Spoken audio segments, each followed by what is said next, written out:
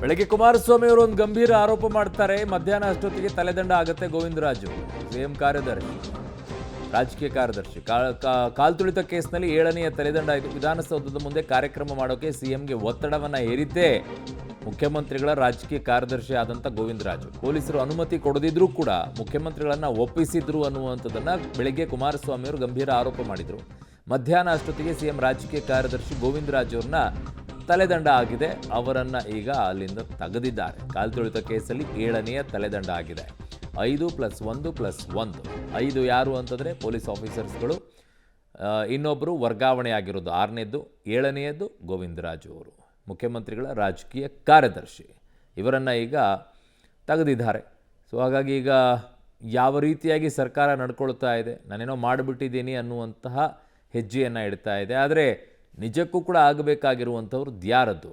Okay, Vidhana Soudha ನನ್ನ ಸಹೋದ್ಯೋಗಿ ಶ್ರೀನಿವಾಸ್ ನನ್ನ ಸಂಪರ್ಕಕ್ಕೆ ಸಿಗ್ತಾ ಇದೆ. ಶ್ರೀನಿವಾಸ್, ಆಯ್ತು, ಈಗ ಅಲ್ಲಿ ಒಪ್ಪಿಗೆಯನ್ನು ಕೊಟ್ಟಿದ್ರು ವಿಧಾನಸೌಧ ಮುಂದೆ ಮಾಡೋಕ್ಕೂ ಕೂಡ ಗೋವಿಂದರಾಜ್ ಅವರು ಅವ್ರನ್ನ ಮನವೊಲಿಸಿದ್ರು ಅಂತಲೇ ಇಟ್ಕೊಳ್ಳೋಣ. ಆದರೆ ಪ್ರೋಟೋಕಾಲ್ ಉಲ್ಲಂಘನೆ ಮಾಡಿದಂಥವ್ರು ಯಾರು ಶ್ರೀನಿವಾಸ್? ಅವರ ತಲೆದಂಡ ಯಾಕಾಗಲಿಲ್ಲ?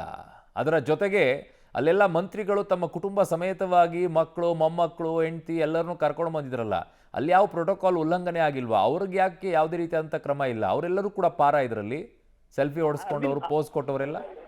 ಅರುಣ್, ನಿನ್ನೆಯಿಂದ ಸರ್ಕಾರದ ಕ್ರಮಗಳನ್ನ ನೋಡಿದ್ರೆ ತಮ್ಮ ಸ್ಥಾನವನ್ನ ಭದ್ರಪಡಿಸ್ಕೊಳ್ಳೋದಕ್ಕೆ ಅಥವಾ ತಾವು ಮಾಡಿದಿರುವಂತಹ ಲೋಪಗಳನ್ನ ಮುಚ್ಚಿಕೊಳ್ಳುವಂತ ನಿಟ್ಟಿನಲ್ಲಿ ಸರ್ಕಾರ ಈ ರೀತಿಯಾದಂತಹ ಕ್ರಮಗಳನ್ನ ತೆಗೆದುಕೊಳ್ಳೋದಕ್ಕೆ ಮುಂದಾಗಿದೆ ಅನ್ನುವಂಥದ್ದು ಸ್ಪಷ್ಟವಾಗಿ ಗೊತ್ತಾಗ್ತಿದೆ.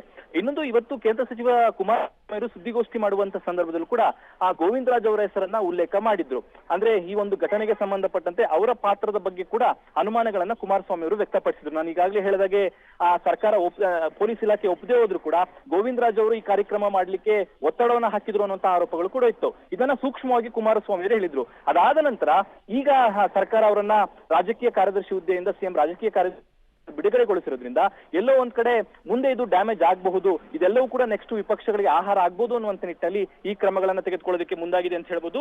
ನೀವು ಹೇಳಿದ ಹಾಗೆ ಅಲ್ಲಿ ಸ್ಟೇಜ್ ಮೇಲೆ, ವಿಧಾನಸೌಧದ ಸ್ಟೇಜ್ ಮೇಲೆ ಸಚಿವರ ಮಕ್ಕಳು, ಮೊಮ್ಮಕ್ಕಳು ಇವರೆಲ್ಲರೂ ಇದ್ರು ಕೂಡ ಪ್ರೋಟೋಕಾಲ್ ಉಲ್ಲಂಘನೆ ಆಗಿತ್ತು. ಸೊ ಆ ಅಧಿಕಾರಿಗಳ ಮೇಲೂ ಕೂಡ ಕ್ರಮ ಆಗ್ಬೇಕಾಗತ್ತೆ, ಆ ಮಂತ್ರಿಗಳ ಮೇಲೂ ಕೂಡ ಕ್ರಮ ಆಗ್ಬೇಕಾಗತ್ತೆ. ಅದನ್ನ ಮಾಡದೆ ತಾವು ತಪ್ಪಿಸ್ಕೊಳ್ಬೇಕು ಅನ್ನುವಂತ ನಿಟ್ಟಿನಲ್ಲಿ ಈ ರೀತಿಯಾದಂತಹ ಕಾರ್ಯವೈಖರಿಯನ್ನ ಸರ್ಕಾರ ಮಾಡ್ತಿದೆ ಅನ್ನುವಂತಹ ಆರೋಪಗಳನ್ನು ಕೂಡ ಮಾಡಬಹುದು.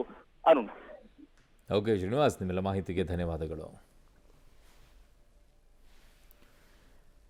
ಸೊ ಇಲ್ಲಿ ಗೋವಿಂದರಾಜು ಅವರ ತಲೆದಂಡ ಆಗಿದೆ. ಅವರೇನೋ ಒತ್ತಾಯ ಮಾಡಿದರಂತೆ, ವಿಧಾನಸೌಧ ಮುಂದೆ ಎಲ್ಲವೂ ಕೂಡ ಹಾಕಿದರು, ಕರೆಕ್ಟ್. ಆದರೆ ಮುಖ್ಯಮಂತ್ರಿಗಳು ಹೇಳಿದ್ರಲ್ಲ ವಿಧಾನಸೌಧ ಮುಂದೆ ಏನಾದರೂ ಆಯ್ತೇನ್ರಿ ಅಂಥೇಳಿ.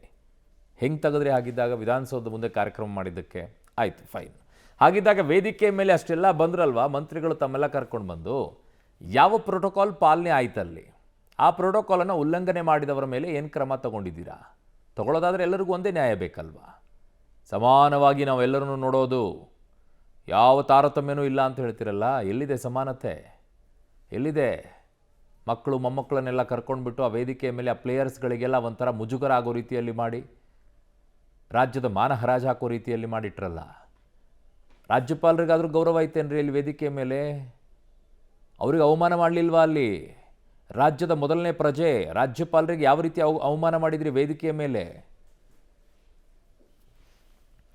ಯಾರೂ ಅದ್ರ ಬಗ್ಗೆ ಮಾತನಾಡ್ತಾ ಇಲ್ಲ. ಅಲ್ಲಿ ಕೇವಲ ಮಂತ್ರಿಗಳು, ಮಂತ್ರಿಗಳ ಮೊಮ್ಮಕ್ಕಳು, ಅವ್ರ ಮಕ್ಕಳು, ಇವ್ರ ಮಕ್ಕಳು ಎಲ್ಲ ಇದ್ದರು. ರಾಜ್ಯಪಾಲರ ಕಥೆ ಏನಾಯಿತು ಅವತ್ತು? ವೇದಿಕೆ ಮೇಲಿದ್ದರು ಅವರು. ಅವರನ್ನು ಯಾವ ರೀತಿಯಾಗಿ ಅವಮಾನ ಮಾಡಿದ್ರಿ? ಪ್ಲೇಯರ್ಸ್ಗಳಿಗೆ ಯಾವ ರೀತಿ ಅವಮಾನ ಮಾಡಿದ್ರಿ?